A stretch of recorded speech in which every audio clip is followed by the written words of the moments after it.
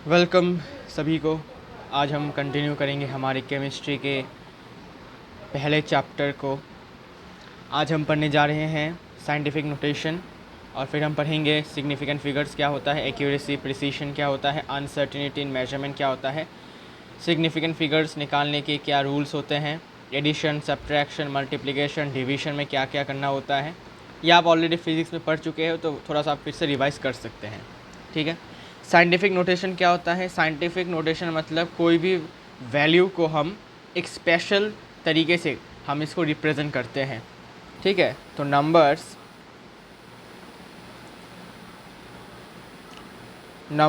which are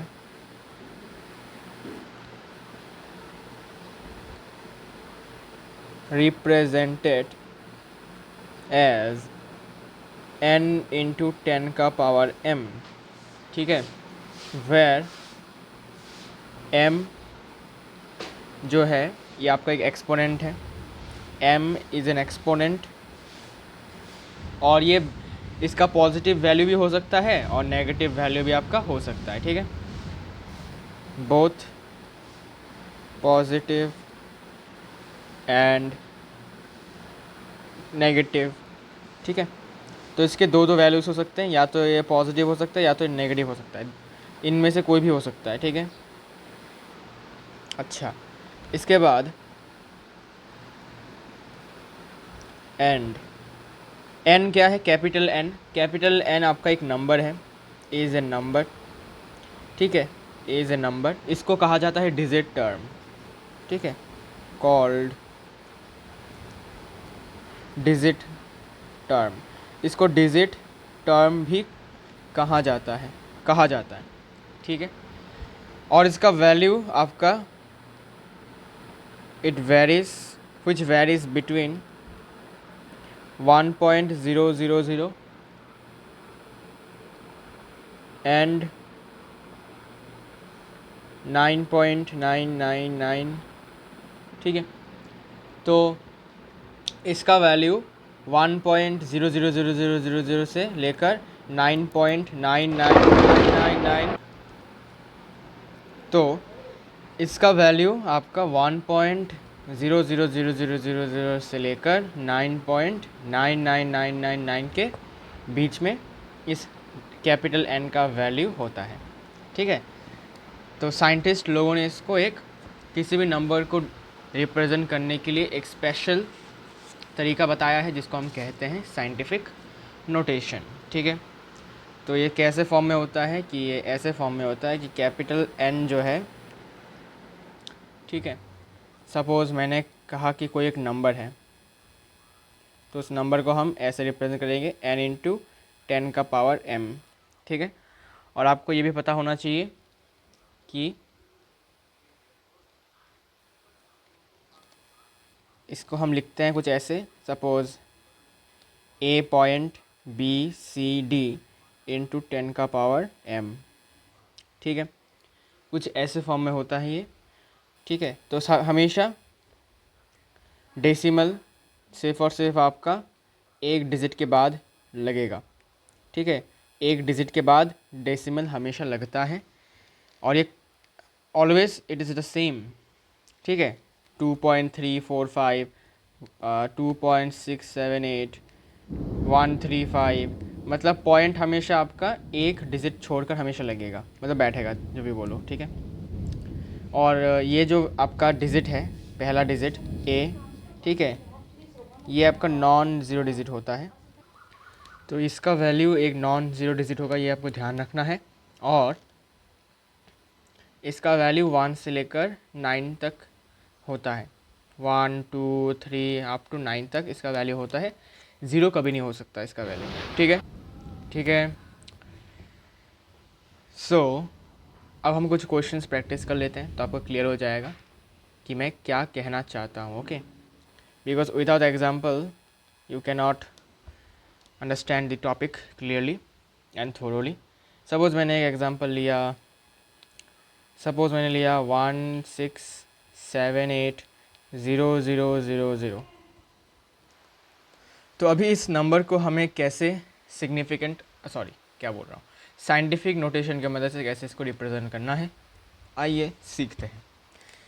तो हमेशा याद रखिएगा कि 1 डिजिट के बाद आपका डेसिमल पॉइंट बैठेगा, ये आपको ध्यान रखना है।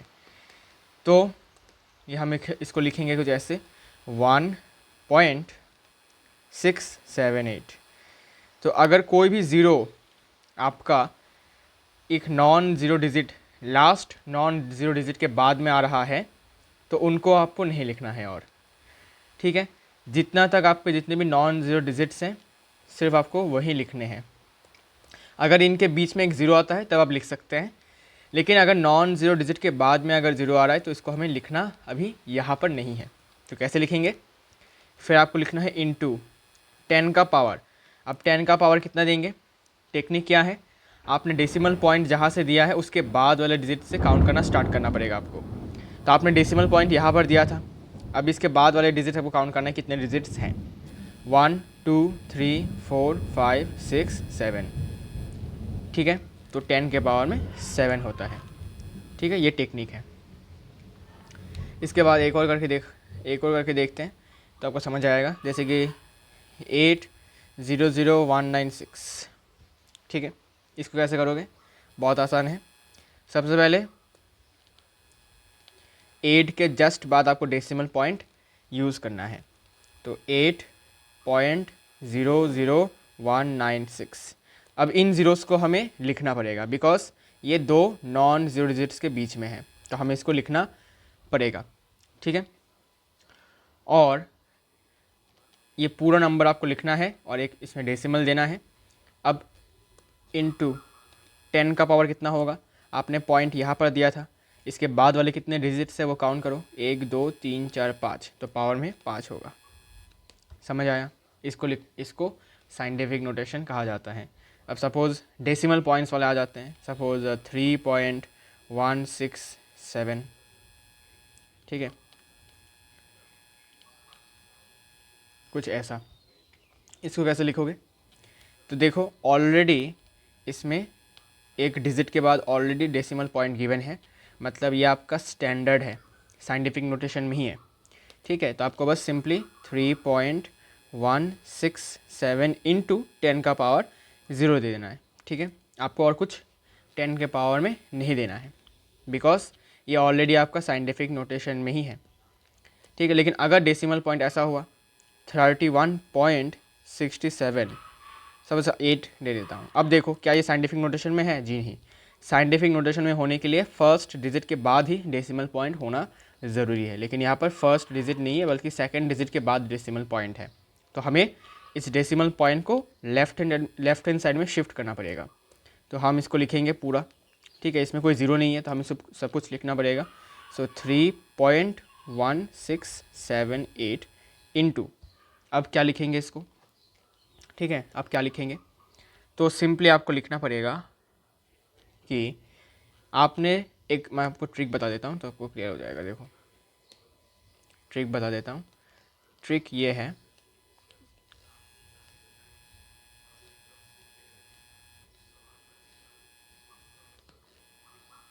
अगर आप डेसिमल को लेफ़्ट में शिफ्ट कर रहे हो तो आपका पावर पॉजिटिव होगा, पॉजिटिव पावर, और अगर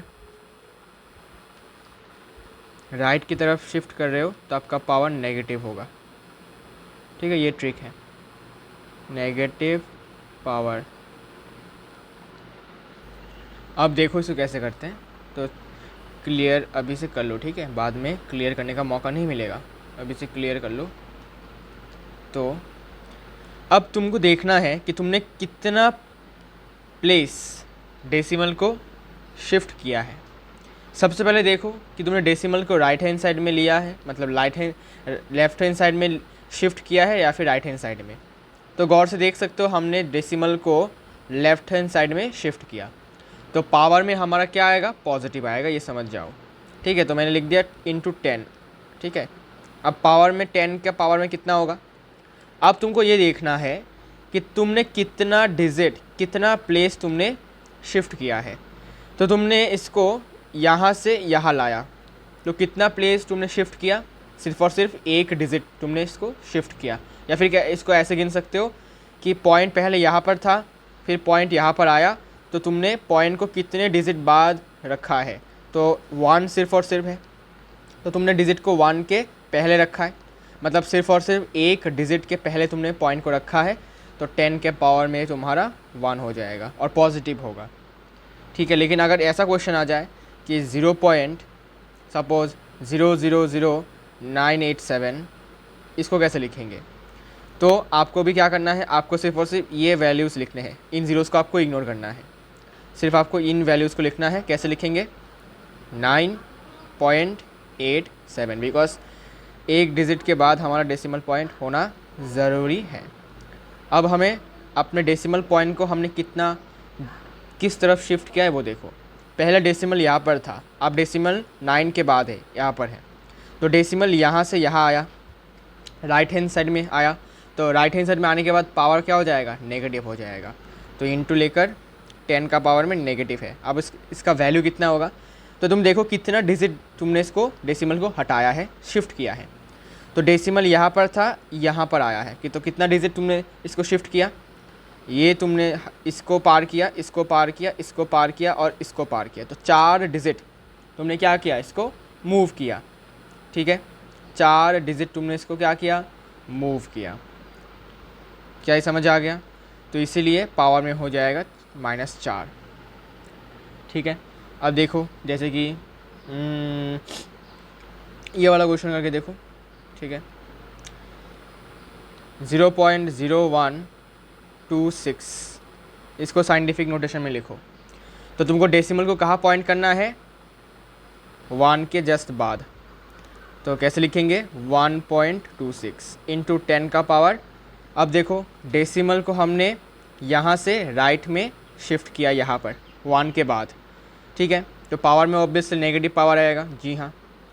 और ये देखो कि तुमने कितना डिजिट इसको शिफ्ट किया है, कितने डिजिट तुमने पार करके गए, मतलब तुम पार करके गए कितने डिजिट्स। ठीक है, डेसिमल को शिफ्ट करने के टाइम पर तुमने कितने डिजिट्स को जंप किया, तो इसको जंप किया और इसको जंप किया, 2 डिजिट को जंप किया, तो पावर में नेगेटिव होकर इसका स्क्वायर। समझ आया। अब देखो ये वाला 3, अच्छा 3 नहीं, सपोज मैंने लिया 6126780, इसको साइंटिफिक नोटेशन में कैसे लिखोगे। अच्छा एक काम करते हैं, यहाँ पर पॉइंट ले लेते हैं अभी। ठीक है, थोड़ा ठीक से लिख देता हूँ, 612.8760। ठीक है, अब देखो डेसिमल यहाँ पर है, लेकिन साइंटिफिक नोटेशन होने के लिए डेसिमल को हमें यहाँ पर लाना पड़ेगा 6 के जस्ट बाद। तो डेसिमल पॉइंट पहले यहाँ पर था, हमने इसको लेफ़्ट हैंड साइड में शिफ्ट किया, तो क्या पावर पॉजिटिव होगा, जी हाँ। तो कैसे लिखेंगे इसको, लिखेंगे 6.12876 इंटू, इस ज़ीरो को लिखने की ज़रूरत नहीं है। ओके, इसके बाद 10 का पावर कितना होगा बताओ, हमने डेसिमल को लेफ़्ट हैंड साइड में शिफ्ट किया, तो डेसिमल पावर पॉजिटिव होगा। ठीक है, अब हमने डेसिमल को जो यहाँ पर लाया, यहाँ से मैं जब यहाँ पर लाया तो मैंने कितने डिजिट्स को जंप किया, ये देखो, तो मैंने 2 को जंप किया, 1 को जंप किया और फिर यहाँ पर डेसिमल पॉइंट बिठाया, तो 2 डिजिट्स को जंप किया है, तो यहाँ पर वैल्यू इसका 2 हो जाएगा। ये टेक्निक है। ठीक है, ये मेरा टेक्निक है। ओके, तो बस हो गया साइंटिफिक नोटेशन में, इसको लिख लिया हमने। ओके, तो साइंटिफिक नोटेशन में हम इसलिए लिखते हैं बिकॉज साइंटिफिक नोटेशन में हम बड़े बड़े वैल्यूज़ को भी छोटे फॉर्म में लिख सकते हैं। ठीक है, जैसे कि फॉर एग्जांपल आपका 1 मोल, ठीक है, जिसको हम एवोगाड्रोस नंबर बोलते हैं, 6.023 इंटू 10⁻23 है। 10⁻23 मतलब कितने ज़ीरोस हो रहे हैं यहाँ पर, 1 2 3 4 5 6 7 8 9 10 11 12 13 14 15 16 17 18 19 20 21 22 23। तो देखो इतने ज़ीरोस हैं। ठीक है, 23 ज़ीरोस आर देयर। ठीक है, अब इन सारे ज़ीरोस को लिखने के लिए बहुत टाइम हमें लगेगा। ठीक है, तो इसी टाइम को बचाने के लिए हम साइंटिफिक नोटेशन का यूज़ करते हैं। एक्चुअली में कैसे लिखेंगे इसको ऐसे लिखेंगे 6.023, अच्छा 0.2 लिख सकते हैं भाई, कोई दिक्कत नहीं है। ऐसे ऐसे ऐसे करते करते करते करते करते बहुत बड़ा वैल्यू आता है ये। तो इतना तो टाइम हमारे पास नहीं है इतना बड़ा वैल्यू लिखने का। तो इसके लिए साइंटिस्ट लोगों ने बोला कि भाई साहब इतना टाइम वेस्ट करके कोई ज़रूरत नहीं है, हमने साइंटिफिक नोटेशन इसको बनाया है जिससे कि आप टाइम बचा सकते हैं और बड़े बड़े वैल्यूज़ को आप चुटकी में छोटे फॉर्म में लिख सकते हैं। ओके ओके, इसके बाद एक्यूरेसी क्या है और प्रिसीशन क्या है, इसके बारे में हम थोड़ा सा देखते हैं, बातचीत करते हैं। तो देखो,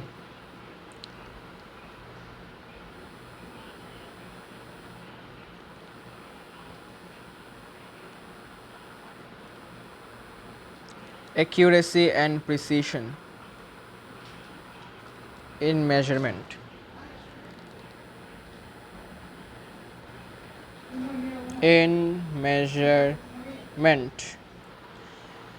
So first of all is what is accuracy and what is precision. दोनों बहुत ही ज़्यादा क्लोज टर्म्स हैं in English, but in science it is a bit different, ठीक है।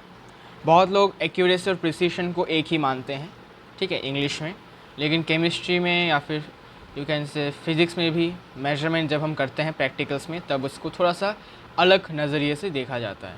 एक्यूरेसी का मतलब होता है कि तुमने जब एक मेजरमेंट किया तो तुम्हारा जो मेजरमेंट है वो करेक्ट वैल्यू के कितने करीब है, ठीक है, उसी को हम कहते हैं एक्यूरेसी, ठीक है। जैसे कि इसको ऐसे समझ सकते हैं कि सपोज़ आपको बोला गया कि आपके पास एक पेंसिल है, ठीक है, आपके पास एक पेंसिल है, तो इस पेंसिल का जो लेंथ है, एक्चुअल लेंथ, वो सपोज़ मान लेते हैं 10 पॉइंट सपोज़ 12 मीटर है, ठीक है, इसका लेंथ, इस पेंसिल का लेंथ, अच्छा 10 सेंटीमीटर, सॉरी मीटर नहीं होगा, तो 10.12 सेंटीमीटर है इस पेंसिल का लेंथ।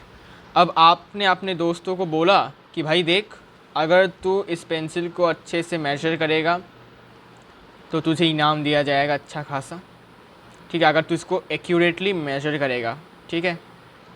अब देखो, तो तुम्हारे दोस्त, बहुत लोग दोस्त हैं, तो उन सब ने क्या किया कि इसको सपोज़ 3 बार इसको मेजर किया, पेंसिल को, यूजिंग स्केल, रूलर या फिर मेजरिंग टेप। तो उनका जो वैल्यूज़ था वो कुछ ऐसा आया, 10.12 आ गया पहली बार में, फिर आ गया 10.11, फिर आया 10.13, इतना सेंटीमीटर आया, ठीक है। अब हमें क्या करना होता है, बिकॉज़ देखो सिर्फ़ और सिर्फ इन वैल्यूज़ में, अच्छा मान लेते 5 बार किया मेजर, तो इसके बाद ऐसा आया, फिर 10.14 भी आया और 10.10 फिर से आया, फिर 13 आ जाता है फिर से, ठीक है। तो 5 बार या फिर 6 बार मेजर किया, कोई दिक्कत नहीं है, 6 बार मेजर किया तो डिफरेंट वैल्यूज़ मिले, ठीक है। पहली बार में इतना मिला, दूसरी बार में इतना मिला, तीसरी बार में इतना मिला, चौथी बार में इतना मिला, पाँचवीं बार में इतना मिला और छठी बार में इतना मिला। अब हमें क्या करना होता है कि तुम्हारे दोस्त लोगों ने क्या किया, तुम्हारे दोस्त लोगों ने इन सारे वैल्यूज़ का एवरेज किया, ठीक है, एवरेज किया। तो एवरेज करने के बाद जो वैल्यू आता है, ठीक है, इसका एवरेज करने के बाद जो वैल्यू आता है, सपोज़ मान लेते हैं इसका एवरेज कितना होगा, इसका एवरेज आई गेस 10.13 होना चाहिए, 10.13 ही होना चाहिए आई गेस, फिर मैं कैलकुलेट कर लेता हूँ जिससे कि करेक्ट वैल्यू मैं बता पाऊँ। 10.13 plus 10.10 plus 10.14 plus 10.13 divided by 6, 10.12 ही आता है, नाइस, 10.12 आता है, ठीक है। तो इसमें क्या हो गया, इसमें तो भाई साहब आपका जो वैल्यू है, एवरेज वैल्यू, ठीक है, 6 बार मेजरमेंट लेने के बाद सारे वैल्यूज़ का एवरेज करने के बाद जो वैल्यू हमें मिलता है वो एक्चुअल जो हमारा लेंथ है पेंसिल का उससे कितना क्लोज़ है, उसी को हम कहते हैं एक्यूरेसी। अब देखो यहाँ पर तो सेम टू सेम वैल्यू आ गया, मतलब 100% एक्यूरेसी यहाँ पर हो चुका है, ठीक है, जो कि पॉसिबल इतना ज़्यादा है नहीं, ठीक है, कभी कभी पॉसिबल है, कभी कभी ये थोड़ा सा हार्ड हो जाता है 100% एक्यूरेसी रखना, ठीक है। तो मान लेते हैं हमने क्या किया कि यहाँ पर सपोज़ आ गया 10.11, ठीक है। तो 10.11 आने से यहाँ पर कितना हो जाएगा, फिर से चेक कर लेते हैं, थोड़ा वेट, इसको थोड़ा सा चेक कर लेते हैं। तो मान लेते हैं कि यहाँ पर 1 आया, कहाँ गया, 1 आ गया। तो इसके बाद जो वैल्यू हमें मिला, इसको 6 से डिवाइड किया, 60.72 डिवाइडेड बाई 6, तो 10.12 ही आता है देखा जाए तो। And that's good, okay, no problem. तो अच्छी बात है कि हमारा एक्यूरेसी जो है वो बहुत अच्छा है, बिकॉज हमारा जो मेजरमेंट हमने किया करने के बाद, इनका एवरेज हमने किया करने के बाद जो वैल्यू हमें मिला वो हमारे ट्रू वैल्यू के साथ एकदम मैच करता है। तो 100% एक्यूरेसी यहाँ पर होता है। कभी कभी 100% नहीं हुआ तो कभी कभी 90%, 88%, 89%, ठीक है, 95% एक्यूरेसी होता है। तो एक्यूरेसी का मतलब जब तुम डिफरेंट कोई भी एक इंस्ट्रूमेंट के मदद से तुम किसी ऑब्जेक्ट को मेजर करते हो और तुम बहुत सारे मेजरमेंट्स लेते हो, ठीक है, एक मेजरमेंट कभी नहीं लेते, बिकॉज एक से ज़्यादा मेजरमेंट लेना इज़ रिकमेंडेड। तो 6, 5, 4, 3, 10 भी ले सकते हो, क्या पता, ठीक है, तुम्हारी मर्ज़ी, जिससे कि और भी एक्यूरेट हमको मिलेगा आंसर।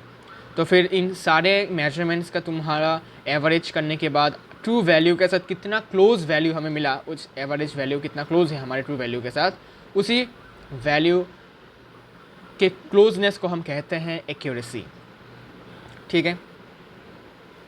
इसके बाद देखिए, एक्यूरेसी का डेफिनेशन आप लिख सकते हैं कि if the average value of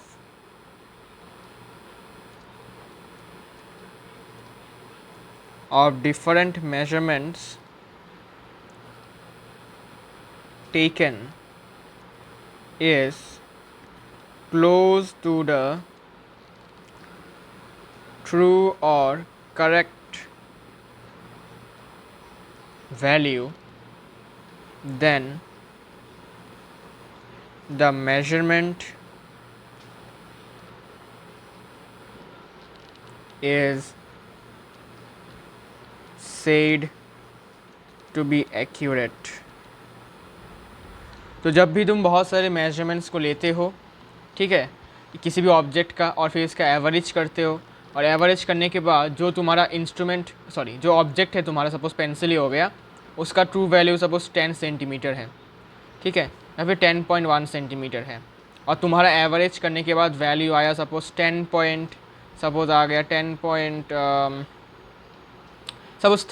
centimetre. तो ये जो 10.3 है ये 10.1 से बहुत ज़्यादा क्लोज है, वैसे 0.2 का ही डिफरेंस है, ठीक है। तब हम कहते हैं कि हाँ भाई, इसका एक्यूरेसी लगभग 90% के ऊपर है इसका एक्यूरेसी, ठीक है। और प्रिसीशन क्या चीज़ है? प्रिसीशन का मतलब होता है precision,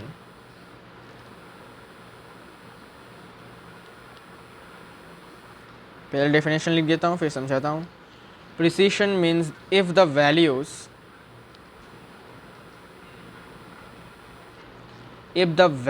of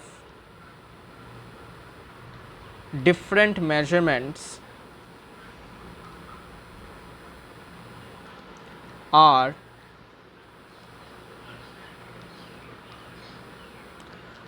close to the average value, then the measurement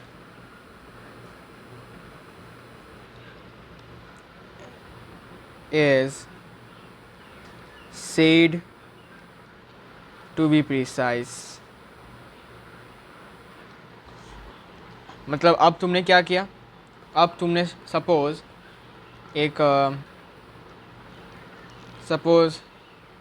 suppose तुम्हारा किताब बुक का तुमने लेंथ मेजर किया, सपोज लेंथ आया कुछ 30 सेंटीमीटर, ठीक है, 30। अच्छा, इसका ट्रू वैल्यू सपोज़ कुछ है, अच्छा मान लेते हैं कि इसका ट्रू वैल्यू 30.3 सेंटीमीटर समथिंग कुछ है, ठीक है। और फिर तुमने क्या किया, तुम अपने पाँच दोस्तों के साथ बुक को एक एक करके मेजर तुमने किया स्केल की मदद से, रूलर की मदद से या फिर मेजरिंग टेप की मदद से, और तुम्हारा जो वैल्यूज़ थे वो कुछ ऐसे 30.1 आया, फिर सपोज़ 30.2 आया, फिर किसी का 30.4 आया, किसी का 30.5 आया, ठीक है, और किसी का 30 आया, ठीक है,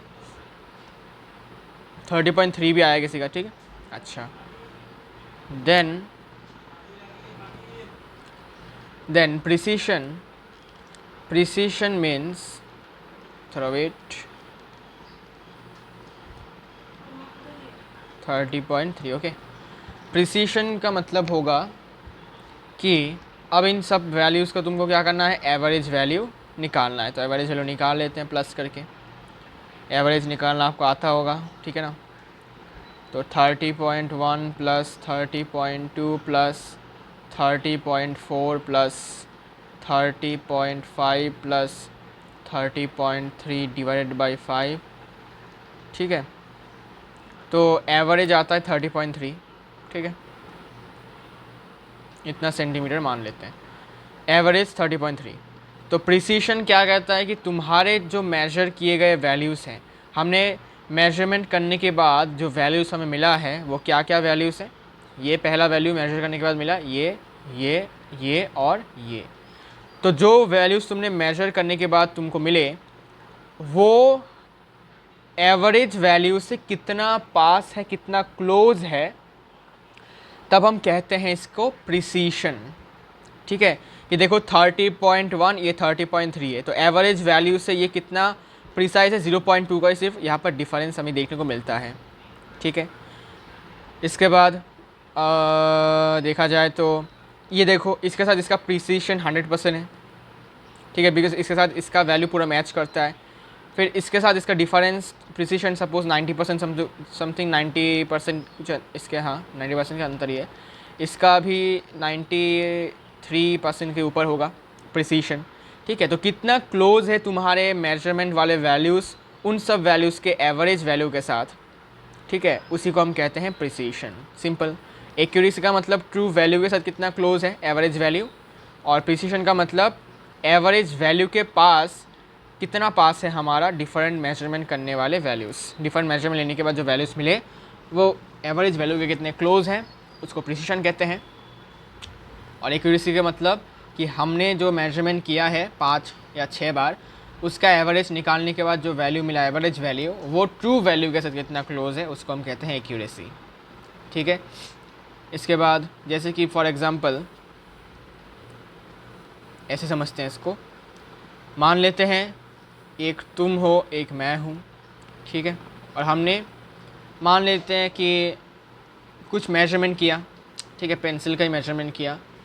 सो सपोज़ हमने 5 मेजरमेंट्स किए, ठीक है, 1 2 3 4 5, और फिर इसका हमने एवरेज निकाला, ठीक है।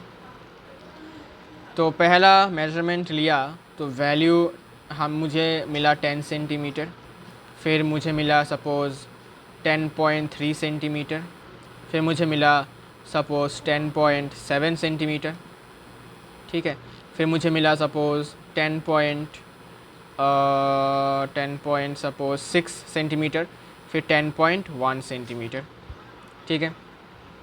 अच्छा, इसके बाद हाँ 10 सेंटीमीटर, और तुम्हें मिला सपोज़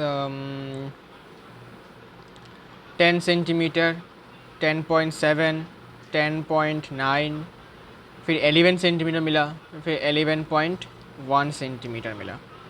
तो तुम गौर से देख सकते हो किसका प्रिसीशन और एक्यूरेसी अच्छा है और किसका नहीं।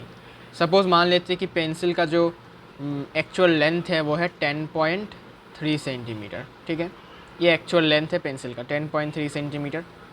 अब इस वैल्यूज़ का एवरेज करो, इसका एवरेज करो, ठीक है। तो एवरेज मैं करता हूँ उनको, average average average 10 plus 10.3 plus 10.7 plus 10.6 plus 10.1 divided by 5, 10.34 आता है, 10.3 ही आता है, 3 अच्छा 3 मान लेते हैं, 10.3 आता है, ठीक है। और यहाँ इसका एवरेज करते हैं 10.7 plus 10 plus 10.9 plus 11 plus 11.1 divided by 5, इसका आता है 10.7। ठीक है, तो देखा जाए, अरे यार फिर से चला गया, तो इसका मुझे आया था वैल्यू कितना 10.3, इसका 10.74, इसका 34। ठीक है, 4 इसके नहीं चाहिए वैसे, गलती से चला गया यार। 10.3 था, 10.7 था, 10.9 था। ठीक है, और लास्ट में आएगा 10.3 था, और इसमें 10 था, 10.7 था, 10.9 था, 11 था, 11.1 था शायद, I forgot. Okay, but I guess याद मुझे थोड़ा बहुत है।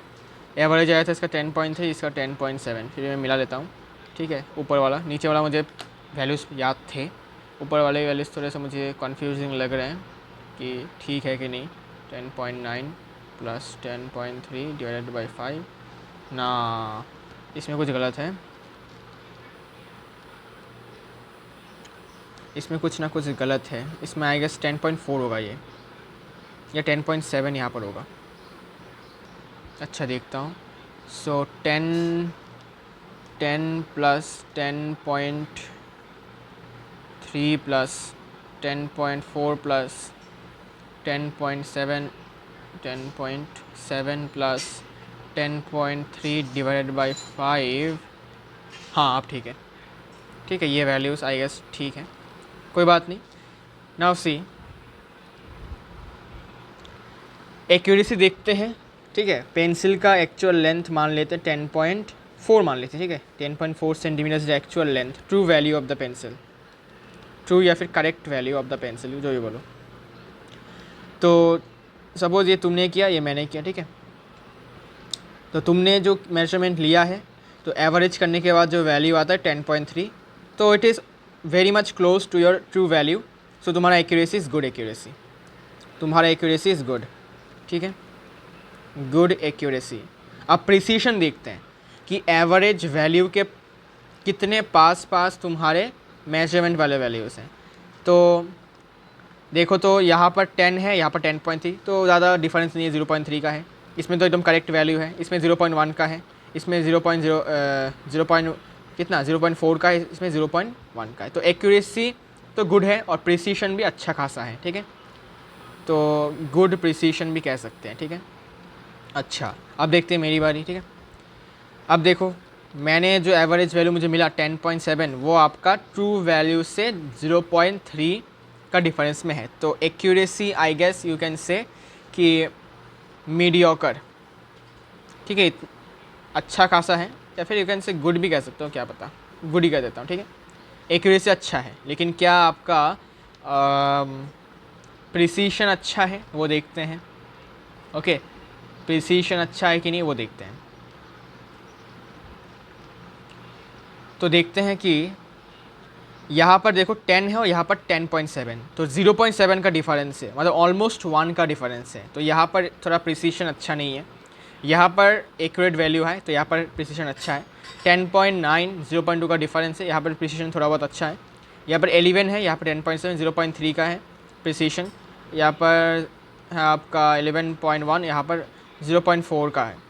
तो देखा जाए तो प्रिसीशन उतना अच्छा नहीं है। ठीक है, उतना अच्छा प्रिसीशन नहीं है, तो प्रिसीशन उतना अच्छा नहीं है, तो यू कैन से कि मीडियोकर प्रिसीशन, कि प्रिसीशन इतना अच्छा नहीं है, एक्यूरेसी भी ठीक ठाक है। ठीक है, लेकिन यहाँ पर आपका क्या है, एक्यूरेसी भी बहुत अच्छा है, बिकॉज देखो इसका एवरेज वैल्यू ट्रू वैल्यू के बहुत पास है, 0.1 का डिफरेंस है सिर्फ और सिर्फ, और प्रिसीशन भी अच्छा है, अच्छा खासा है प्रिसीशन। ठीक है, तो ये है प्रिसीशन और एक्यूरेसी का डिफरेंस। ठीक है, फिर आता है अनसर्टिनिटी इन मेजरमेंट। ठीक है, अनसर्टिनिटी को दूर करने के लिए हम क्या करते हैं, सिग्निफिकेंट फिगर्स का इस्तेमाल करते हैं। ठीक है, तो देखिएगा और समझने की कोशिश कीजिएगा। अनसर्टिनिटी इन मेजरमेंट,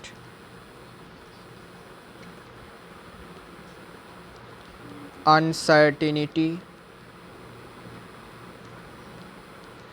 इन मेजरमेंट। अनसर्टेनिटी का मतलब होता है कि तुम श्योर नहीं हो कि क्या ये सही है, ये मेजरमेंट सही है, एक्यूरेट है या नहीं। ठीक है, अच्छा, तो अनसर्टेनिटी क्यों आता है? इसके दो रीज़न हो सकते हैं। ठीक है, कि जो इंस्ट्रूमेंट है वो इतना अच्छा खासा नहीं है। ठीक है, और या फिर हो सकता है कि तुम एक्सपीरियंस्ड नहीं हो, तुम मेजरमेंट लेने के टाइम तुम्हारा इतना अच्छा स्किल नहीं है। तो दो रीज़न हो सकते हैं कि अनसर्टेनिटी आएगा। ठीक है, तो कैसे होता है अनसर्टेनिटी, ये आपको समझना है। So there is some uncertainty in our measurement and it is necessary to report the measured value accurately. फिर all measured quantities are reported in such a way that only the last digit is uncertain, usually by plus minus 1. तो क्या होता है कि हमारे measurement हम जब लेते हैं, किसी भी चीज़ का मेजरमेंट लेते हैं, तो हम इस ऐसा मतलब कोशिश करते हैं कि हमारा जो मेजर्ड वैल्यू है वो एक्यूरेट हो, और उसके लिए हम क्या करते हैं, उसके लिए हम यहाँ पर सिग्निफिकेंट फिगर्स का यूज़ करते हैं, जो हम पढ़ेंगे इसके बाद। तो अनसर्टेनिटी का मतलब होता है कि जब भी हम कोई मेजरमेंट लेते हैं तो कोई भी डिजिट होगा, सपोज एक हमने क्या किया, हमारा एक पेन है, ठीक है, उसका मेजरमेंट लिया, या फिर एक हमारा टिफ़िन बॉक्स है, उसका हमने मेजरमेंट लिया। ठीक है, हमारा टिफ़िन बॉक्स है सिंपल, तो टिफ़िन बॉक्स का हमने मेजरमेंट लिया लेंथ का, तो ये आया सपोज 1 पॉइंट, अच्छा रुको, सपोज 10.67 सेंटीमीटर। ठीक है, तो जो लास्ट डिजिट होता है हमारा मेजरमेंट का, ये जो 7 हमारा लास्ट डिजिट है, इसको हम अनसर्टेन मानते हैं।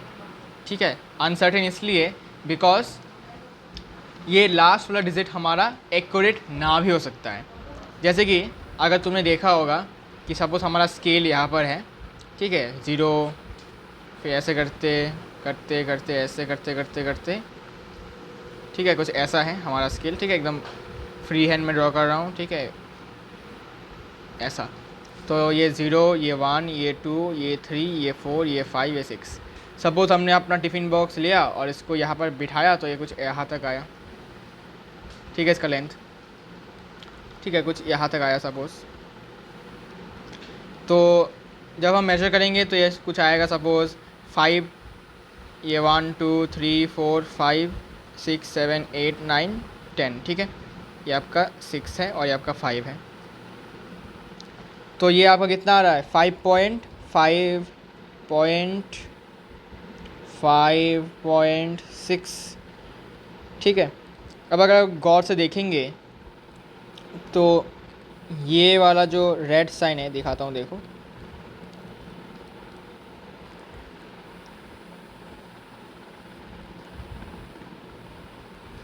कुछ ऐसा है हमारा टिफ़िन बॉक्स।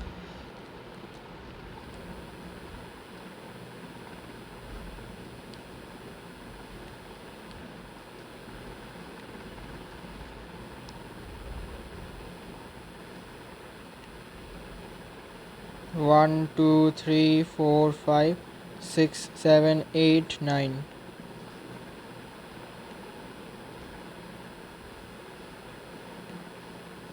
ठीक है, तो ये आता है 5.6। ठीक है, 6 के बाद है, देखो, ये देखो, ये आपका 5.5, ये कितना होगा आपका 5.6, ये आपका 5.6, ये आपका 5.7, इसमें 5.7 दे दो भाई, 5.7।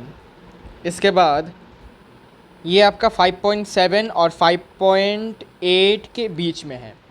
ठीक है, तो हम इसको मान लेते हैं 5.75।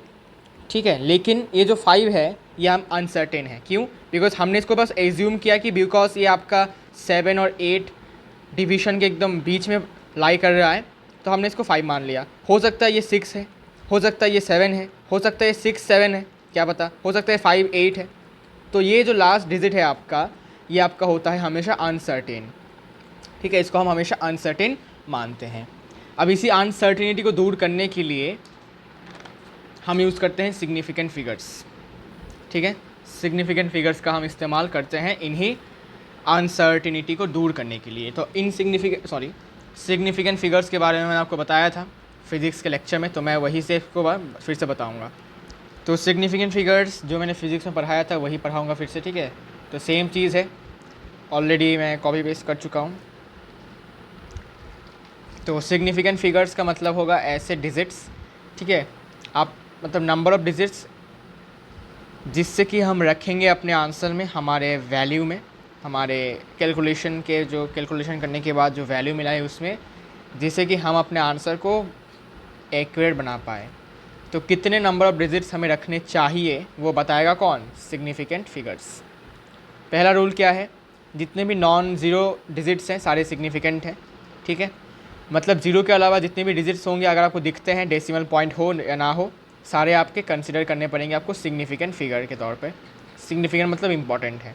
तो यहाँ पर कितने सिग्निफिकेंट फिगर्स हो जाएंगे? सारे 1 2 3 4 5, तो 5 सिग्निफिकेंट फिगर्स हो जाएंगे, ठीक है।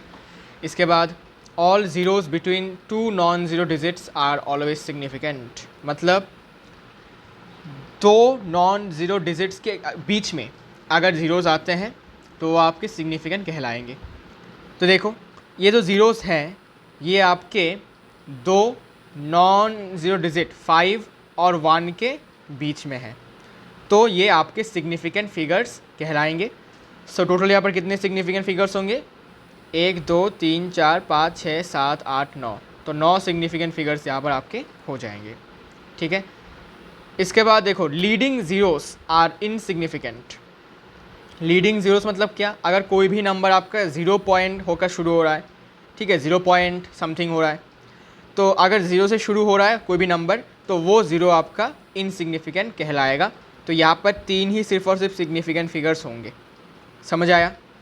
तो अगर कोई भी नंबर, कोई भी वैल्यू 0 पॉइंट होकर शुरू हो रहा है, 0 से शुरू हो रहा है, तो वो 0 आपका इनसिग्निफिकेंट होगा, उसको हम इम्पॉर्टेंस नहीं देंगे। चौथा rule, all zeros to the right of a decimal point and to the left of a non zero digit are never significant. अगर आपके ज़ीरोस डेसिमल पॉइंट के राइट हैंड साइड में है लेकिन नॉन ज़ीरो डिजिट के left hand side में है, तो जितने भी ज़ीरोस आपके हैं वो सारे आपके इनसिग्निफिकेंट हैं। फॉर एग्ज़ाम्पल देखो यहाँ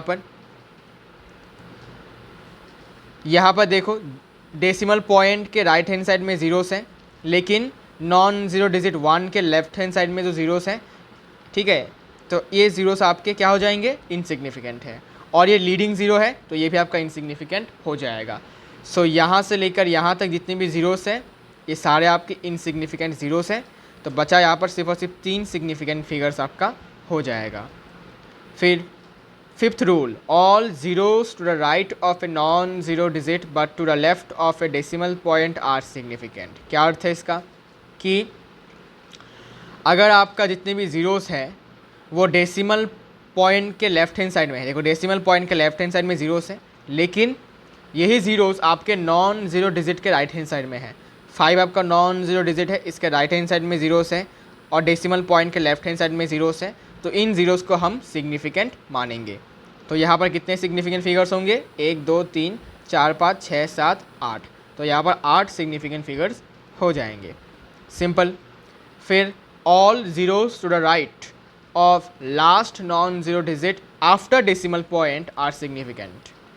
मतलब जितने भी ज़ीरोज़ आपके डेसिमल पॉइंट के राइट हैंड साइड में है और नॉन ज़ीरो डिजिट के राइट हैंड साइड में है, ठीक है, डेसिमल पॉइंट के बाद नॉन ज़ीरो डिजिट के राइट हैंड साइड में आने वाले ज़ीरोज़ आपके सिग्निफिकेंट होते हैं, ठीक है। तो डेसिमल पॉइंट के बाद नॉन ज़ीरो डिजिट है 7, लास्ट नॉन ज़ीरो डिजिट 7 है, इसके राइट हैंड साइड में जितने भी ज़ीरोस आएंगे उन सबको हम सिग्निफिकेंट मानेंगे। तो यहाँ पर सिग्निफिकेंट फिगर कौन से होंगे? ये लीडिंग ज़ीरो है, लीडिंग ज़ीरो इज़ इनसिग्निफिकेंट, तो बचा ये सारे के सारे डिजिट आपके सिग्निफिकेंट होंगे। तो यहाँ पर आपके 8 सिग्निफिकेंट फिगर्स हो जाएंगे, ठीक है। फिर 6th rule and 7th rule is linked, थोड़ा सा डिफरेंस इनके बीच में। All zeros to the right of the last non zero digits are not significant. जितने भी ज़ीरोज़ आपके डेसिमल पॉइंट के राइट हैंड साइड में थे और नॉन ज़ीरो डिजिट के राइट हैंड साइड में थे उनको सिग्निफिकेंट मानेंगे, लेकिन इस रूल में जितने भी ज़ीरोज़ आपके नॉन ज़ीरो डिजिट के राइट हैंड साइड में तो है लेकिन डेसिमल पॉइंट नहीं है, इसका मतलब इन ज़ीरोज़ को हम सिग्निफिकेंट नहीं मान सकते। डिफरेंस समझना। अगर डेसिमल पॉइंट सामने होगा और डेसिमल पॉइंट के बाद लास्ट नॉन ज़ीरो डिजिट के राइट हैंड साइड में ज़ीरोस आएंगे तब वो ज़ीरो सिग्निफिकेंट होंगे। लेकिन अगर वही चीज़ सिर्फ और सिर्फ डेसिमल पॉइंट के बिना आपका सिर्फ और सिर्फ लास्ट नॉन ज़ीरो डिजिट्स के राइट हैंड साइड में जितने भी ज़ीरोस आएंगे उन ज़ीरोस को हम सिग्निफिकेंट नहीं मानेंगे। तो यहाँ पर सिर्फ और सिर्फ आपके 3 सिग्निफिकेंट फिगर्स होंगे। इसका एक एक्सेप्शन है, लेकिन अगर आपका यूनिट लिखा हुआ है तब आपके उन ज़ीरोस को हमें सिग्निफिकेंट कंसिडर करना है। सब सेम नंबर है, देखो सेम नंबर है लेकिन यहाँ पर यूनिट लगा दिया है मीटर, तब ये ज़ीरोस आपके सिग्निफिकेंट हो जाएंगे। सो यहाँ पर सिग्निफिकेंट फिगर्स हो जाएंगे आपके 7। समझ आया? इसको अगर आपको कोई डाउट है तो आप मेरा फिजिक्स का लेक्चर देख सकते हैं, उसमें मैंने डिटेलली समझा दिया सब कुछ, ठीक है, डिटेल तरीके से। यहाँ पर मैं बस ऊपर बता जा रहा हूँ, ठीक है, बिकॉज ये ऑलरेडी करवा चुका हूँ मैं। तो ज़्यादा आप किसी भी एक आप देख सकते हैं, किसी भी एक सब्जेक्ट से आप अच्छे से देख सकते हैं। तो फिजिक्स से आप इसको अच्छे से देख सकते हैं, वहाँ पर मैंने इसको अच्छे से समझा दिया है। लास्ट है, for a number in scientific notation n into 10⁻m all digits comprising n are significant but 10 and m are not significant। मतलब साइंटिफिक नोटेशन में जो 10 इंटू पावर में जो होगा वो हमेशा इनसिग्निफिकेंट होगा, लेकिन जो यहाँ पर होगा इसमें जितने भी डिजिट्स होंगे वो सारे सिग्निफिकेंट होंगे, डिपेंड करता है, ठीक है। यहाँ पर सारे नॉन ज़ीरो डिजिट्स हैं तो दे आर ऑल सिग्निफिकेंट, ठीक है, दे आर ऑल सिग्निफिकेंट। तो यहाँ पर 3 सिग्निफिकेंट फिगर्स हैं और ये वाला पार्ट हमेशा इनसिग्निफिकेंट होता है, इसको आपको हमेशा इग्नोर करना है। जैसे कि देखो यहाँ पर मैं 10 का पावर 1000 दिया, कोई फ़र्क नहीं पड़ता, ये इनसिग्निफिकेंट है मेरे लिए। यहाँ पर सिग्निफिकेंट फिगर्स कितने हैं? 5 नहीं। अब यहाँ पर रूल्स लगेंगे आपके एक एक करके। ये आपका लीडिंग ज़ीरो है, लीडिंग ज़ीरो इनसिग्निफिकेंट होता है, इसको छोड़ो। फिर देखो ये ज़ीरो आपका डेसिमल के राइट हैंड साइड में है और नॉन ज़ीरो डिजिट के लेफ्ट हैंड साइड में है, तो थर्ड रूल के अनुसार ये वाला ज़ीरो भी आपका इनसिग्निफिकेंट। तो ये दोनों ज़ीरोस आपके इनसिग्निफिकेंट है। लेकिन क्या ये वाला ज़ीरो भी इनसिग्निफिकेंट है? जी नहीं। क्यों? बिकॉज ये वाला ज़ीरो आपका डेसिमल पॉइंट के बाद लास्ट नॉन ज़ीरो डिजिट के राइट हैंड साइड में है, इसलिए ये आपका सिग्निफिकेंट होगा। 6th रूल लगेगा यहाँ पर, ठीक है।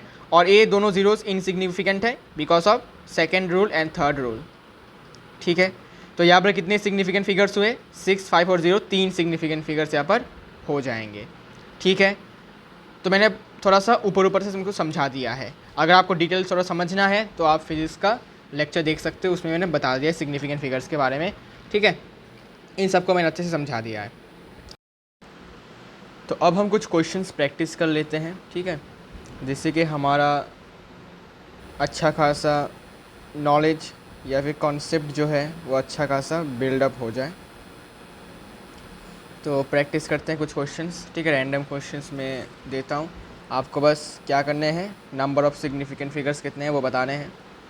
सपोज़ मैंने लिखा 0.00012000, इसके बाद नंबर 2 पे 0.123000, इसके बाद थर्ड नंबर पर 1234.000, इसके बाद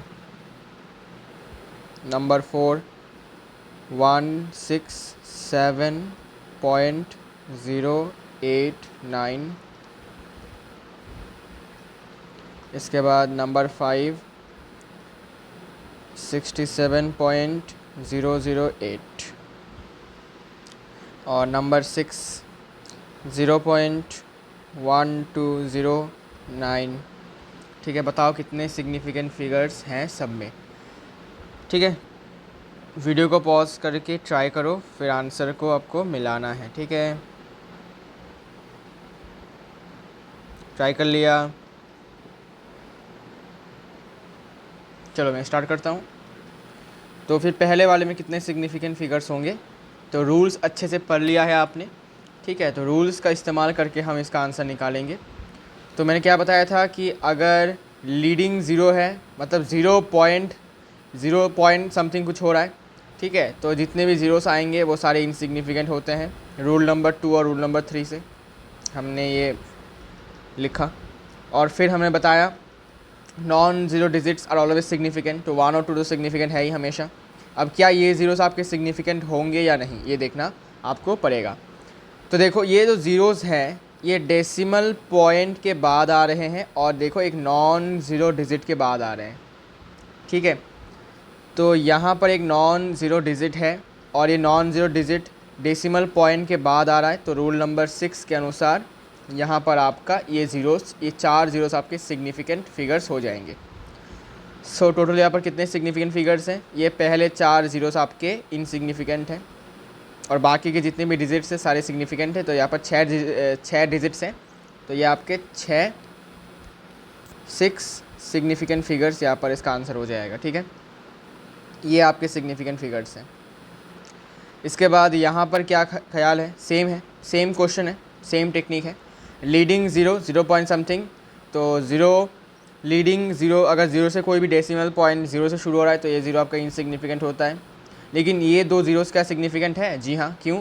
बिकॉज डेसिमल पॉइंट के बाद लास्ट नॉन ज़ीरो डिजिट के राइट हैंड साइड में ज़ीरोस आ रहे हैं। तो रूल नंबर 6 के अनुसार यहाँ पर आपके ये दोनों ज़ीरोस आपके सिग्निफिकेंट होंगे और ये नॉन ज़ीरो डिजिट्स आपके हमेशा सिग्निफिकेंट होते हैं। तो इसको छोड़कर बाकी जितने भी 5 डिजिट्स हैं सारे आपके सिग्निफिकेंट फिगर्स हैं। तो यहाँ पर आपके 5 सिग्निफिकेंट फिगर्स हो जाएंगे। कौन कौन से? सिर्फ ये 5। पहला वाला leading zero is always insignificant. फिर यहाँ पर क्या होगा आंसर? बताओ यहाँ पर कितने सिग्निफिकेंट फिगर्स होंगे? तो अगर तुम रूल को फिर से देखोगे तो यहाँ पर देखो क्या गिवन है, all zeros to the right of a non zero digit but to the left of a decimal point are significant, ठीक है। लेकिन यहाँ पर आपका केस है कि डेसिमल पॉइंट के राइट हैंड साइड में आपके ज़ीरोस हैं, ठीक है। डेसिमल पॉइंट के राइट हैंड साइड में ज़ीरोस हैं, तो क्या ये ज़ीरोस हमारे सिग्निफिकेंट होंगे या नहीं? What will be it's answer, ठीक है। तो इसका आंसर ये होगा, तो यहाँ पर आपके ये ज़ीरोस सिग्निफिकेंट होते हैं, ठीक है। इसको हम इन ज़ीरोस को हम कहते हैं ट्रेलिंग ज़ीरोस, ठीक है। ट्रेलिंग ज़ीरोस, ठीक है। अगर डेसिमल पॉइंट है इसके बाद ज़ीरोस आ रहे हैं तो ये ज़ीरोस आपके सिग्निफिकेंट होते हैं। लेकिन अगर सेम चीज़ यहाँ पर डेसिमल पॉइंट नहीं होता और ये नंबर कुछ ऐसा होता 1 2 3 4 0 0 0, तो फिर ये तीनों ज़ीरोस आपके इनसिग्निफिकेंट हो जाते हैं। क्योंकि डेसिमल पॉइंट है तो इसका मतलब ये आपके सिग्निफिकेंट होंगे। तो यहाँ पर एक रूल, क्या मैंने लिखवाया था इसको? आई गेस नहीं लिखवाया था, तो लिख सकते हो एक एक्स्ट्रा रूल कि ट्रेलिंग ज़ीरोस आपके हमेशा सिग्निफिकेंट होते हैं आफ्टर डेसिमल पॉइंट, ठीक है। तो ये आप इंक्लूड कर सकते हैं, ठीक है। Number 9, trailing zeros after a decimal point. Decimal point होना ज़रूरी है, अगर डेसिमल पॉइंट नहीं होगा तो वो ट्रेलिंग ज़ीरोस किसी काम के नहीं है।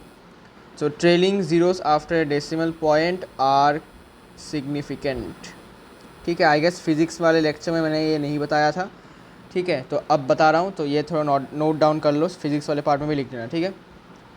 तो एग्जाम्पल सपोज़ 83.000, ठीक है। तो क्योंकि डेसिमल पॉइंट है इसके बाद आपके ज़ीरोस आ रहे हैं, ट्रेलिंग ज़ीरोस, तो यहाँ पर आपके कितने सिग्निफिकेंट फिगर्स होंगे? 5 सिग्निफिकेंट फिगर्स होंगे। और फिर यहाँ पर कितने सिग्निफिकेंट फिगर्स होंगे? तो non zero digits are always significant और डेसिमल पॉइंट के बाद ट्रेलिंग ज़ीरोस हैं तो ये भी आपके सिग्निफिकेंट। सो टोटल यहाँ पर 7 आपके सिग्निफिकेंट फिगर्स होंगे। There are total 7 significant figures, okay. यहाँ पर कितने हैं? यहाँ पर तो बहुत आसान है, ये बहुत इजी है। तो non zero digits are always significant, तो ये 5 डिजिट आपका हमेशा सिग्निफिकेंट है। और ये ज़ीरो जो है आपका 2 नॉन ज़ीरो डिजिट्स के बीच में है, तो ये भी आपका सिग्निफिकेंट होगा। तो यहाँ पर सारे के सारे डिजिट्स आपके सिग्निफिकेंट है, तो 6 सिग्निफिकेंट फिगर्स आपके होंगे, ठीक है। इसके बाद यहाँ पर क्या ख्याल है बताओ? यहाँ पर क्या है? तो यहाँ पर देखो non zero digits are significant और ये जो ज़ीरोस हैं आपके 2 नॉन ज़ीरो डिजिट्स के बीच में है, तो ये आपके सिग्निफिकेंट हो जाएंगे। तो यहाँ पर 5 आपके सिग्निफिकेंट फिगर्स होंगे। और यहाँ पर क्या ख्याल है बताओ? तो ये देखो लीडिंग ज़ीरो है, leading zero are always insignificant, तो ये आपका इनसिग्निफिकेंट है। और बाकी आपका ये non zero digits are significant, और ये ज़ीरो आपका दो नॉन ज़ीरो डिजिट्स के बीच में है, तो ये भी आपका सिग्निफिकेंट होगा। तो 4 सिग्निफिकेंट फिगर्स यहाँ पर आपके हो जाएंगे।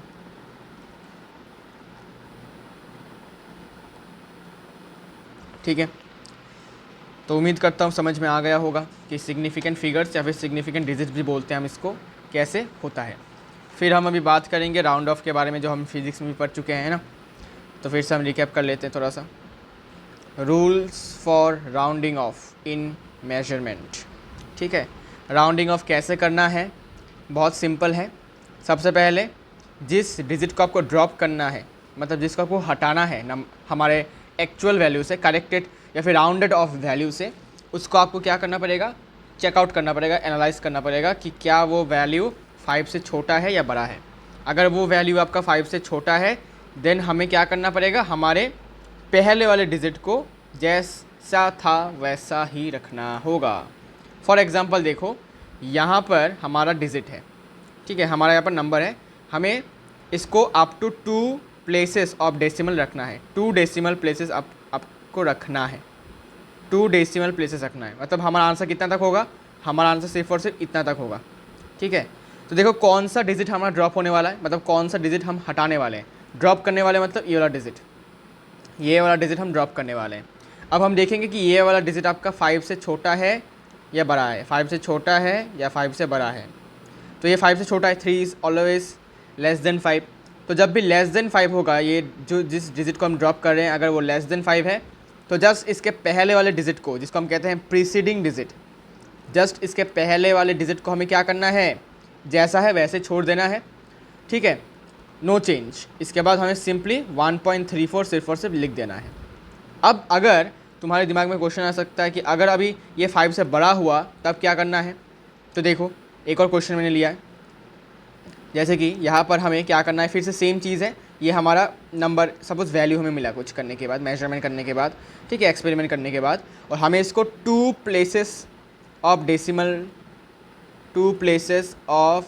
डेसिमल तक हमें क्या करना है, इसको राउंड ऑफ करना है।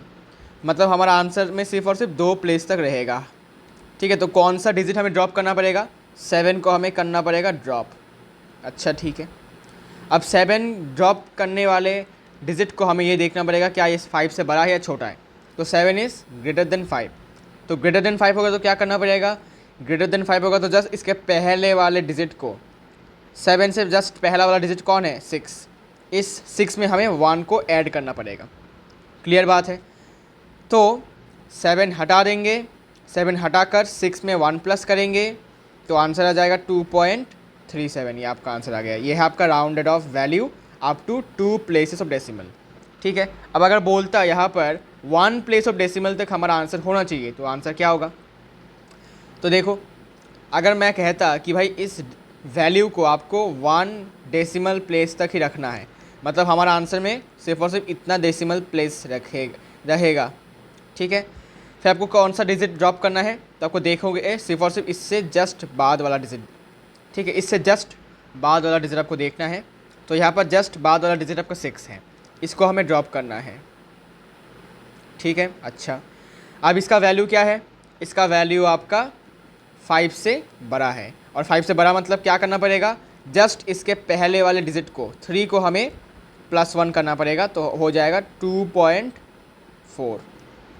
ठीक है, ये हो जाएगा आपका 2.4। तो ये डिपेंड करेगा कि आपको कितने डेसिमल प्लेसेस तक आपको क्या करना है, राउंड ऑफ करना है। ठीक है, इसके बाद अगर वो डिजिट जिसको आप ड्रॉप कर रहे हैं अगर वो 5 हो गया, ठीक है, एकदम बराबर 5, तब आपको क्या करना पड़ेगा, तब आपको देखना पड़ेगा इससे जस्ट पहले वाला डिजिट इवन है या ऑड है। अगर आपको जो डिजिट को ड्रॉप करना है अगर वो 5 के बराबर है, तब आपको क्या करना है, आपको जस्ट उसके पहले वाले डिजिट को देखना है। अगर वो इवन है तो हमें कोई चेंज नहीं करना, जैसा है एज इट इज़ रख देना है उसको। ठीक है, और अगर वो प्रीसीडिंग डिजिट आपका ऑड हुआ तो हमें प्रीसीडिंग डिजिट में +1 करना होगा। जैसे कि मैंने यहाँ पर एग्जांपल लिया है, देखो जैसे कि 2.345, मान लेते हैं मुझे इसको 2 डेसिमल प्लेसेस तक इसको राउंड ऑफ करना है हमारे इस वैल्यू को। सो हमारा कौन सा डिजिट हमारा ड्रॉप होने वाला है, हमारा 5 यहाँ पर ड्रॉप होने वाला है। अब देखो ये वैल्यू जो है ड्रॉपिंग वैल्यू, जिस वैल्यू को हम ड्रॉप कर रहे हैं ये इसका वैल्यू 5 के बराबर है। तब क्या करना होगा, तब जस्ट इससे पहले वाले डिजिट को आपको देखना है। 5 से जस्ट प्रीसीडिंग डिजिट आपका 4 है, ठीक है। अब देखो ये ऑड है या इवन है। 4 क्या है, 4 इज़ इवन। अगर इवन होगा तो बस 5 को हटा दो और जो वैल्यू बचता है उसको लिख दो। 2.34 बच रहा है तो बस 2.34 लिख देना है, सिंपल, ठीक है। लेकिन अगर ऑड हुआ, ठीक है, अब देखो 2.335, ठीक है, तो मैं चाहता हूँ कि इसको मैं 2 डेसिमल प्लेस तक इसको राउंड ऑफ मैं करूँ। तो कौन सा डिजिट में ड्रॉप कर रहा हूँ, मैं फिर से ड्रॉप कर रहा हूँ डिजिट नंबर 5 को, ठीक है, डिजिट 5 को। तो इसे हमें ड्रॉप करना है, इसको हमें क्या करना है, ड्रॉप करना है। तो अभी क्या करना पड़ेगा, इससे जस्ट पहले वाले डिजिट को हमें देखना है। इससे जस्ट पहले वाला डिजिट है 3, इससे जस्ट पहले वाले डिजिट कौन है, 3 है। अब 3 क्या है, इवन या ऑड, ऑड है। तो ऑड होगा तो हमें इसी 3 में क्या ऐड करना पड़ेगा, 1 ऐड करना पड़ेगा। तो क्या बन जाएगा आंसर, 2.34, ठीक है। ये है टेक्निक, समझ आया। अब हम कुछ राउंडिंग ऑफ करते हैं प्रैक्टिस, तो आपको समझ में आएगा और भी।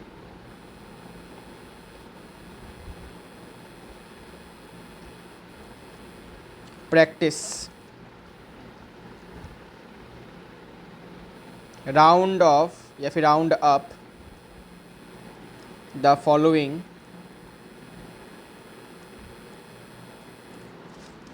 अप टू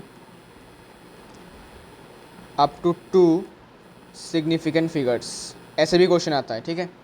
सिग्निफिकेंट फिगर्स तक अगर आपको राउंड ऑफ करना है तो कैसे करेंगे, ठीक है। एक करके देता हूँ तो बाकी आपको समझ में आ जाएगा। नंबर 1 सपोज है 16.781, ठीक है, समथिंग कुछ ऐसा रैंडम वैल्यू मैंने ले लिया। अब हमें इसको ऐसे राउंड ऑफ करना है, ठीक है, हमें इसको ऐसे राउंड ऑफ करना है जिससे कि हमारे आंसर में सिर्फ और सिर्फ कितने सिग्निफिकेंट फिगर्स होंगे, 2 सिग्निफिकेंट फिगर्स होंगे। मतलब हमारे आंसर में सिर्फ और सिर्फ 2 ही डिजिट्स होने चाहिए, ठीक है। अच्छा, तो हमारा आंसर अप टू दिस होना चाहिए, ठीक है। बाउंड्री बना दो, इतना तक हमारा आंसर होना चाहिए, 2 डिजिट, बिकॉज देखो दोनों ही नॉन ज़ीरो डिजिट्स हैं। तो अगर हमारा आंसर 16 भी आता है तो हमारा 16 मतलब क्या, 2 नॉन ज़ीरो डिजिट्स हैं, मतलब दोनों ही आपके सिग्निफिकेंट फिगर्स होंगे। तो 2 सिग्निफिकेंट फिगर्स हमारे आंसर में हो जाएंगे। तो ऐसे सोचना है कि कितना तक राउंड ऑफ करोगे, कितना तक अपना बाउंड्री रखोगे जिससे कि हमारे आंसर में 2 सिग्निफिकेंट फिगर्स बनेंगे। तो अगर मैं 16 को लेता हूँ तो 16 की वजह से हमारे आंसर में कितने सिग्निफिकेंट फिगर्स होंगे, 2, ठीक है, बिकॉज दोनों ही नॉन ज़ीरो डिजिट्स हैं। तो सोचने की ज़्यादा ज़रूरत नहीं है। तो कौन से नंबर को हमें ड्रॉप करना पड़ेगा, हमें अभी ड्रॉप करना पड़ेगा हमारे 7 को, 7 को हमें करना पड़ेगा ड्रॉप। अब इसको ड्रॉप करेंगे तो देखना क्या पड़ेगा कि इसका वैल्यू 5 से छोटा है या 5 से बड़ा है या 5 के बराबर है। तो ये देखो ये 5 से क्या है, बड़ा है। तो क्या करना पड़ेगा, जस्ट इसके पहले वाले डिजिट को प्रीसीडिंग डिजिट में +1 करना पड़ेगा। तो ये हो जाएगा 17, इट विल बी 17, ठीक है, सिंपल।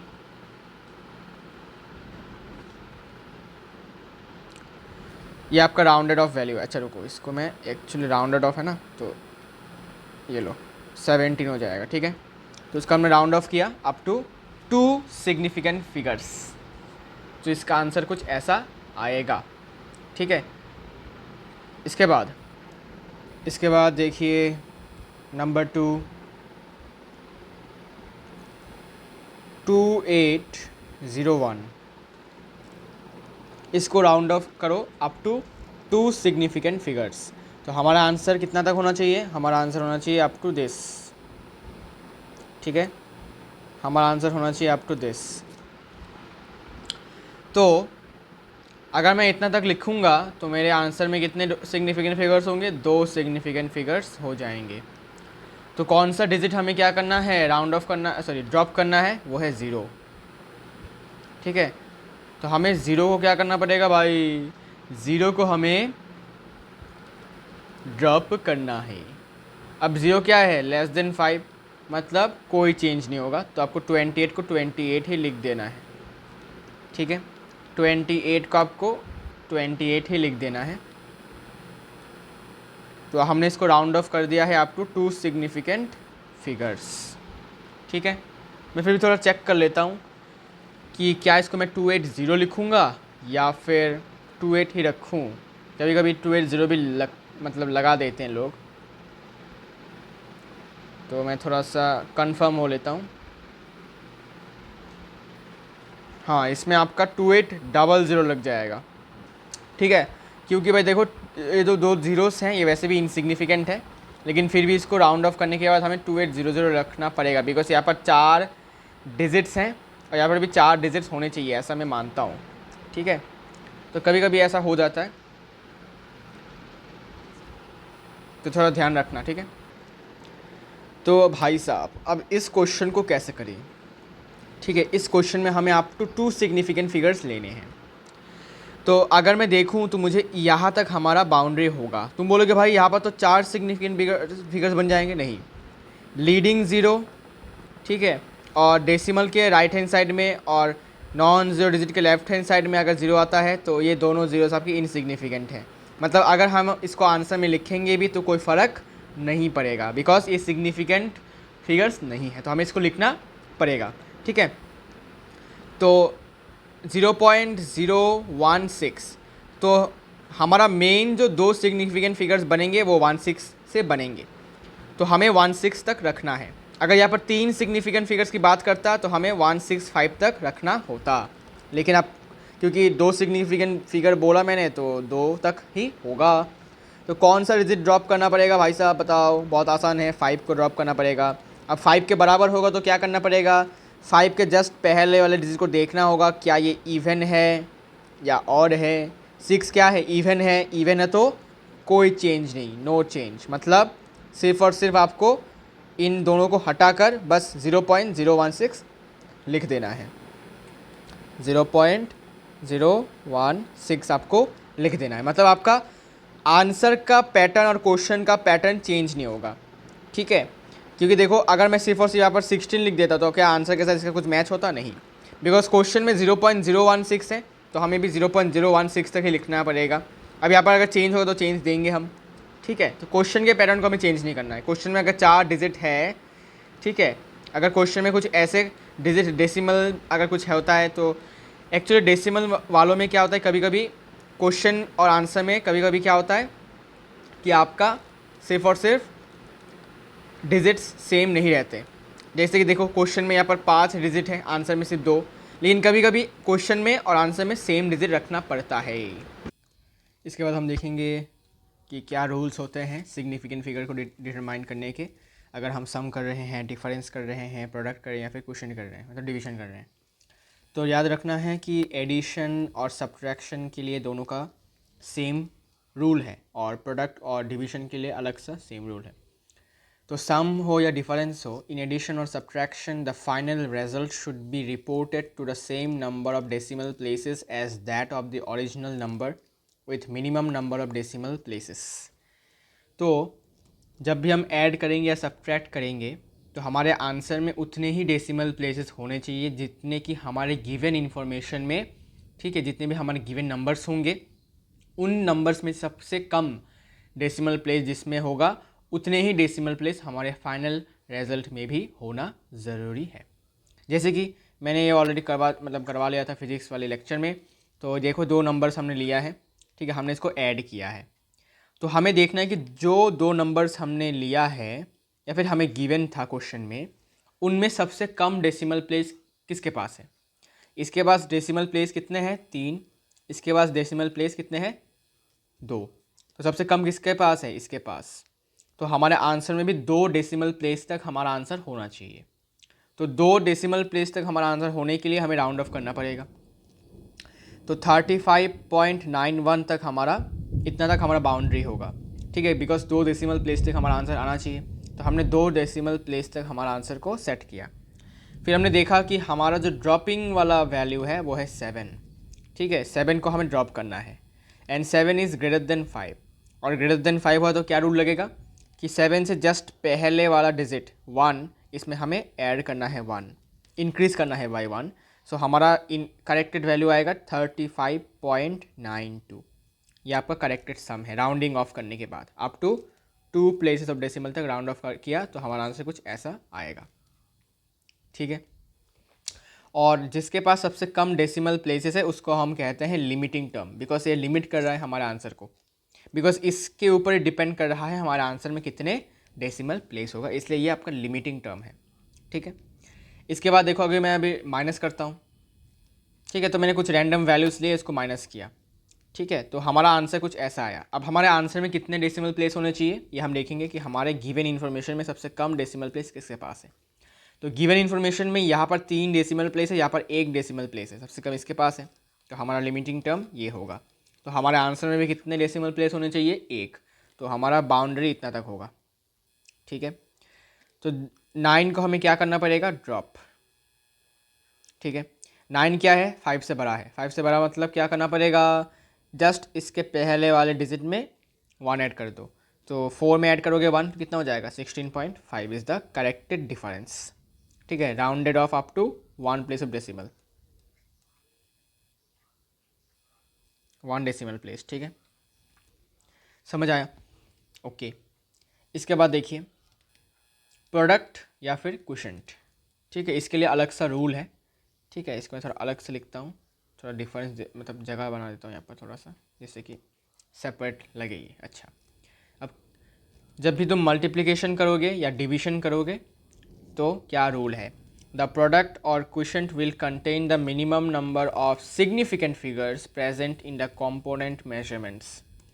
हमारे गिवन इंफॉर्मेशन में, गिवन वैल्यूज़ में, गिवन मेजरमेंट्स में जिसमें सबसे कम आपका सिग्निफिकेंट फिगर होगा उसी की तरह मतलब उतने ही सिग्निफिकेंट फिगर्स हमारे आंसर में भी होने चाहिए। तो मैंने रैंडम वैल्यूज़ को मल्टीप्लाई किया, ठीक है, तो हमारा आंसर इतना आ गया। फिर देखो गिवन डेटा में सबसे कम सिग्निफिकेंट फिगर किसके पास है, इसमें सिग्निफिकेंट फिगर कितने हैं, 4, इसमें सिग्निफिकेंट फिगर्स कितने हैं, 3, तो हमारे आंसर में भी सबसे लीस्ट मतलब 3 सिग्निफिकेंट फिगर हमारे आंसर में होने चाहिए। तो 3 सिग्निफिकेंट फिगर होने के लिए हमारा answer up to this it will be our boundary, ठीक है। तो 7 को ड्रॉप करना पड़ेगा, 7 इज़ ग्रेटर देन 5, तो क्या करना पड़ेगा, इससे जस्ट पहले प्रीसीडिंग डिजिट 6 में हमें 1 ऐड करना पड़ेगा, तो हमारा करेक्टेड राउंडेड ऑफ करने के बाद जो वैल्यू मिलेगा वो होगा 8.47। तो मल्टीप्लिकेशन में और डिवीजन में least number of significant figures को देखा जाएगा, और एडिशन और सब्ट्रैक्शन में लीस्ट प्लेसेस ऑफ डेसिमल देखा जाएगा। अब देखो डिवाइड कर रहा हूँ, तो मैंने रैंडम नंबर्स को डिवाइड किया, डिवाइड करने के बाद इतना आया। अब हमें कितना तक रखना है, कितने सिग्निफिकेंट फिगर्स रखना है वो देखना पड़ेगा। यहाँ पर सिग्निफिकेंट फिगर्स कितने हैं, यहाँ पर सिग्निफिकेंट फिगर्स है सिर्फ और सिर्फ 2, बिकॉज ये जीरोस आपके इनसिग्निफिकेंट है, ठीक है। तो यहाँ पर सिर्फ और सिर्फ 2 सिग्निफिकेंट फिगर्स हैं और यहाँ पर आपके 3 सिग्निफिकेंट फिगर हैं, तो सबसे कम यहाँ पर 2 है, तो हमारा आंसर में भी 2 सिग्निफिकेंट फिगर्स होने चाहिए। तो हमारा आंसर अप टू दिस होना चाहिए, ठीक है। हमारा आंसर में 2 सिग्निफिकेंट फिगर्स मतलब सिग्निफिकेंट फिगर मतलब इतना तक। सो जिसको ड्रॉप कर रहे हैं वो आपका 5 है। अगर 5 हुआ तो क्या करना पड़ता है, जस्ट पहले वाले डिजिट को देखो, अगर वो ऑड है तो प्लस करो इसमें 1, अगर इवन है तो नो चेंज। तो 3 क्या है, ऑड, तो ऑड होगा तो हमें 3 में इस प्रीसीडिंग डिजिट 3 में ऐड करना पड़ेगा 1, तो हो जाएगा 74, ठीक है। लेकिन हमारा जो आंसर है उसमें होल नंबर वाला जो पार्ट है उसमें 3 डिजिट्स है, तो इसीलिए हमें यहाँ पर एक और ज़ीरो ऐड करना पड़ेगा, लेकिन इस ज़ीरो का कोई सिग्निफिकेंस नहीं है, ठीक है, इट इज़ इनसिग्निफिकेंट। तो अल्टीमेटली हमारा आंसर में 2 ही सिग्निफिकेंट फिगर्स होंगे, लेकिन आंसर में लिखने के टाइम हमें 740 लिखना पड़ेगा, बिकॉज 735 को तुम राउंड ऑफ करोगे तो 74 नहीं आएगा, 740 आता है, और यहाँ पर ज़ीरो इनसिग्निफिकेंट होता है। ज़रा सोचो, तुमने 735 को राउंड ऑफ किया तो तुम्हारा वैल्यू कम कैसे हो जाएगा, 74 कैसे हो जाएगा, इट शुड बी 740। तो कुछ कुछ जगहों पे ऐसे केसेस भी होते हैं, उन पर आपको ज़्यादा नज़र देना है, अच्छे से ख्याल करना है, ठीक है। ये आपके रूल्स हो गए हैं बहुत सारे, ठीक है, significant figures, rounding off etcetera etcetera. इसके बाद देखिए, तो ये हमने यहाँ पर बहुत कुछ देख लिया है, पढ़ लिया है, समझ लिया है, एक्यूरेसी, प्रिसीशन, साइंटिफिक नोटेशन, बहुत कुछ हमने आज पढ़ा। नेक्स्ट वीडियो में हम बात करेंगे atomic mass, relative atomic mass, molecular mass, relative molecular mass, ठीक है, और फिर और भी बहुत कुछ बाकी है, तो वो सब हम पढ़ेंगे नेक्स्ट लेक्चर में। ये तो आपका फिजिक्स में भी था, तो ये आपका कॉमन है, कोई इसमें चेंज नहीं है। तो I will see you all in the next lecture. Take care and bye bye.